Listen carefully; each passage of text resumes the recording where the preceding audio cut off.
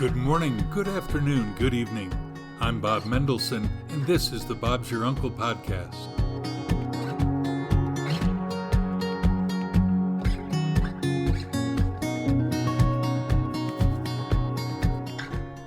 Today is episode 8 from season 5 of the Bob's Your Uncle podcast, and I'm going to be talking to you today about identity and what makes you, you.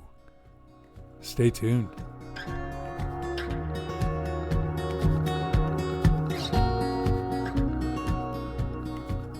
You can now comment to us right there wherever you get your podcasts, or you can write to us on email. I want to hear what matters to you, what's bothering you, what's triggering your joy. Let's see where the Spirit leads us.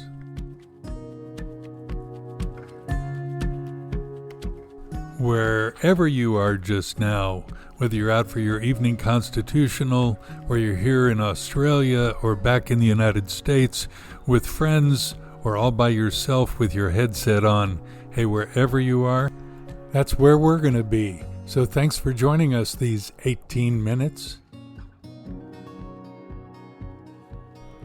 Of note, the opinions are strictly my own and those of my guests.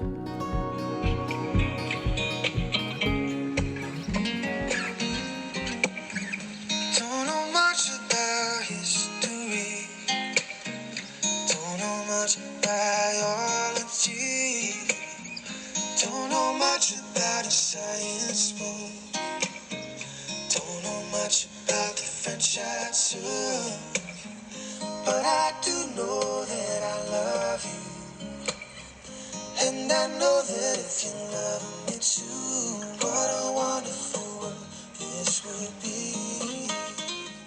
On this date in history, the 10th of September in 1608, John Smith was elected president of the Jamestown Colony Council in Virginia. In 1846, Elias Howe received a patent for his sewing machine. In 1960, running barefoot, Abebe Bikila of Ethiopia won the Olympic marathon in Rome, becoming the first black African to win Olympic gold. In 1977, Hamida Jandubi, convicted of torture and murder, is the last person executed by guillotine in France. And on this date in history, 10th of September in 1991, the rock band Nirvana released their single Smells Like Teen Spirit, often dubbed the anthem of Generation X.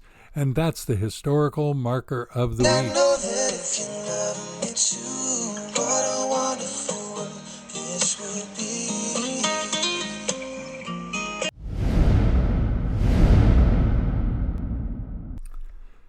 Today I'm going to talk to you about identity, not identity theft, although that's a big one. But I was reading the New Yorker magazine the 9th of September, and David Sedaris is obviously a comedian. He was invited along with Whoopi Goldberg and loads of other talented people, Jim Gaffigan, to meet the Pope. And he writes about it in an article in the New Yorker called The Hem of His Garment. And in there, he actually is so captivated by the dress of the priests and the bishops and the Pope himself that he goes to a famous place there in Vatican City to have a whole priestly outfit made. He wants to dress like a priest, and he worries, what's going to happen if somebody needs, attention and his professional service? What's he going to say? I remember my own uncle, Uncle Lou, who would always make, not that he did it this often, but he would make reservations at a fancy restaurant, and he would call himself Dr. Shaw. And what would happen if somebody desperately needed the attention of a medical professional? Well, he said he would identify himself as a tree surgeon. And, of course, that begs the reminder of George Costanza from Seinfeld, whatever year that was, when those writers made it so clever that George, who was always struggling with his own identity, what's he going to be when he grows up? Would he ever actually grow up? And so he decided while dating this one woman that he would call himself a marine biologist. And wouldn't you know, he and his girlfriend were walking along the beach, and a whale would be beached, and someone yelled, "Is there a marine biologist?" And of course, everybody looked to George, and George saved the day, and it was the golf ball from Kramer's hitting the golf ball into the ocean. That's another story altogether. But this idea of what am I going to be, or who am I? What makes you, you? I don't know if you had, do you have to fill out a form? I do every time I go in and out of a country. On that landing arrival card, it says, what's your profession? Like, that's your identity.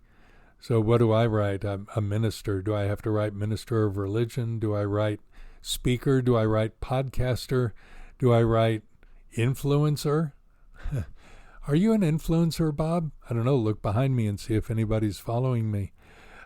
What else do we put down? Do you like the puzzles?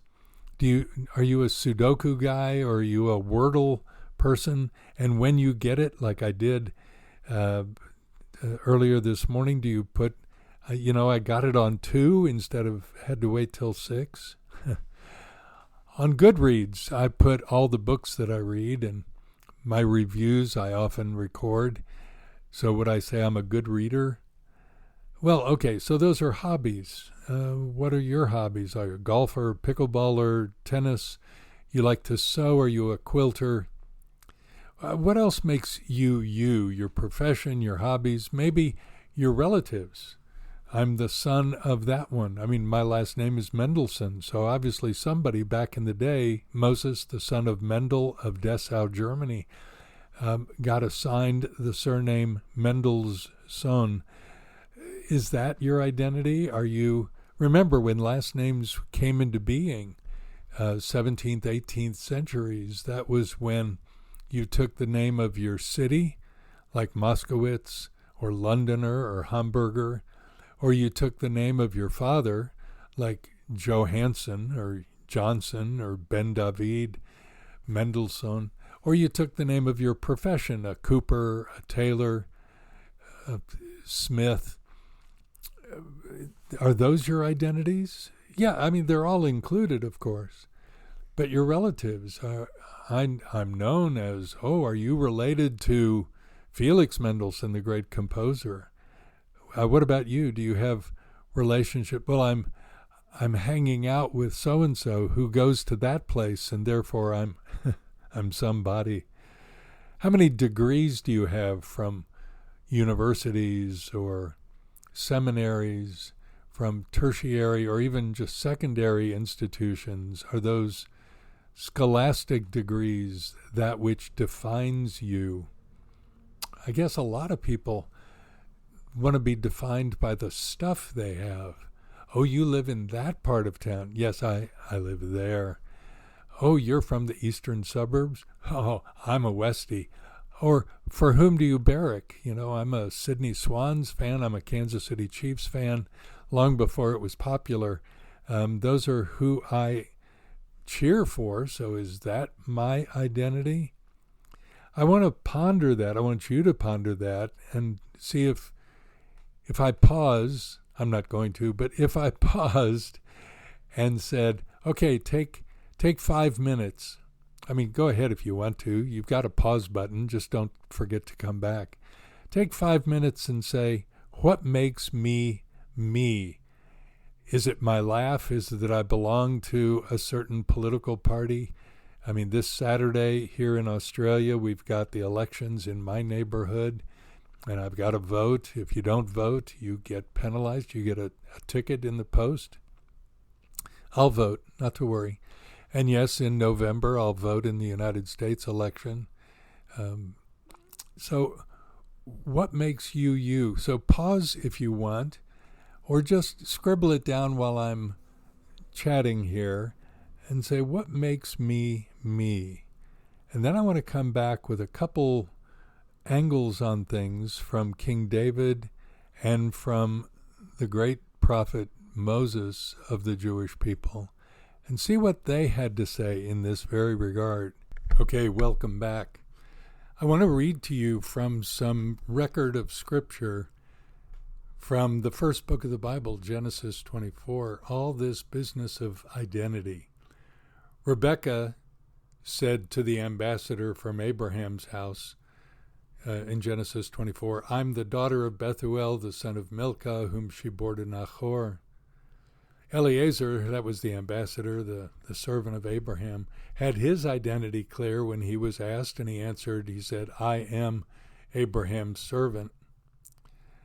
God said to Isaac, the one that Rebekah came to marry, it says this in 26, the Lord appeared to him that same night and said, I am the God of your father Abraham. Don't be afraid, for I am with you. I'll bless you. I'll multiply your descendants for the sake of my servant Abraham.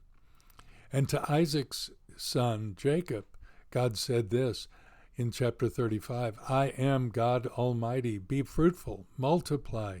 A nation and a company of nations shall come from you, and kings shall come forth from you. Moses was conversing with the Almighty, and God calls him to lead our Jewish people out of Egypt. And Moses says to God in Exodus chapter 3, who am I that I should go to Pharaoh and that I should bring the sons of Israel out of Egypt? That's a good question. Who am I? I'm nobody.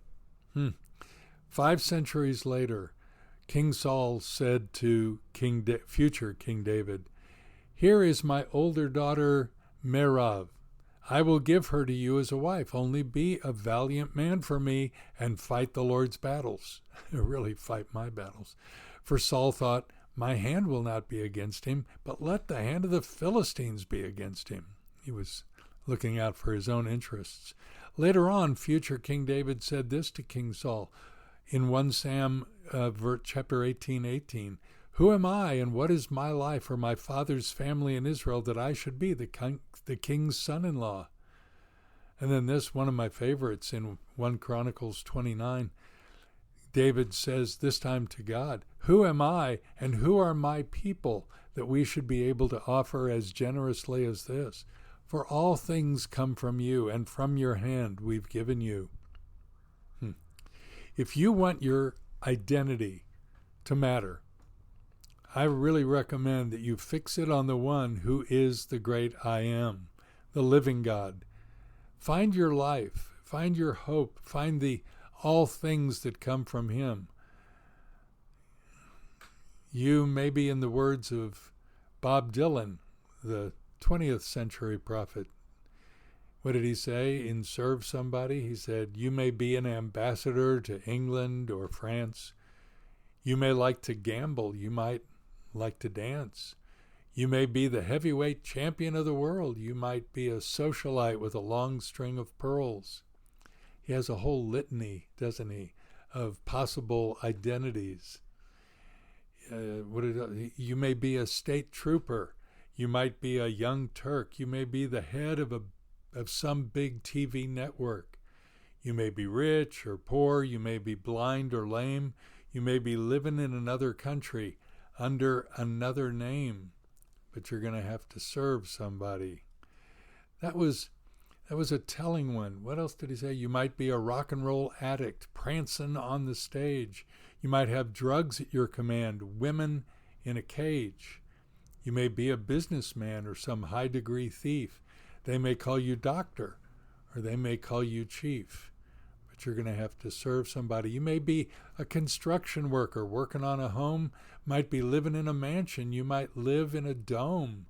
You may own guns. You may even own tanks. You may be somebody's landlord. You may even own banks. To me, Dylan said, you might be a preacher preaching spiritual pride. Maybe a city councilman taking bribes on the side. Maybe working in a barbershop. You may know how to cut hair. You may be somebody's mistress, maybe someone's heir. You're going to have to serve somebody.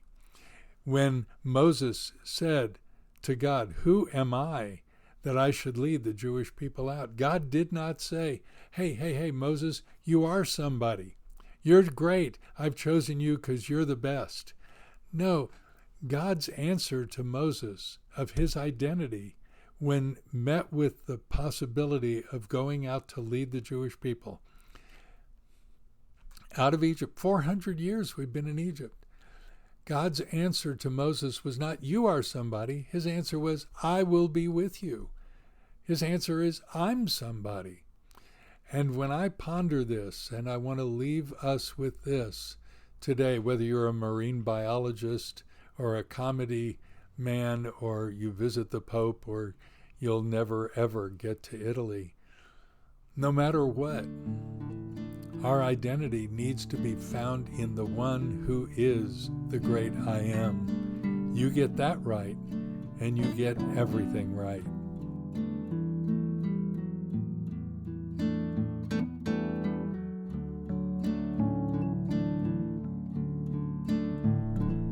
Next week, we'll be back with another guest as I let you meet people from around the globe who have stories to tell, who have a life to share. And I want you to meet them so that when you meet people, you will be welcoming, even as I try to be. That would be a great result, so that your identity is one as welcomer. You can be the official greeter. That would be great.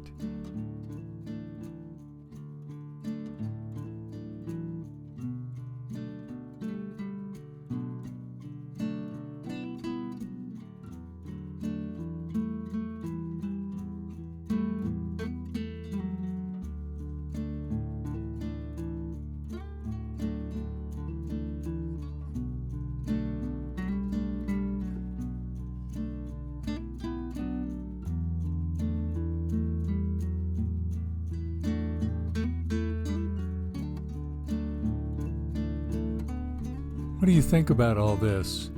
Why don't you write me at an email, bobmendo@aol.com. I'd love to hear your comments. Thanks.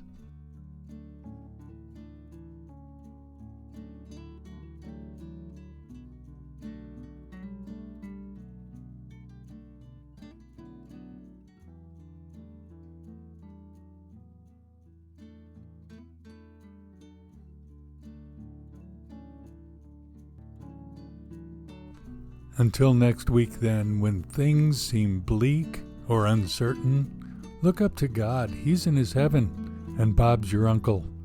Shalom from Sydney.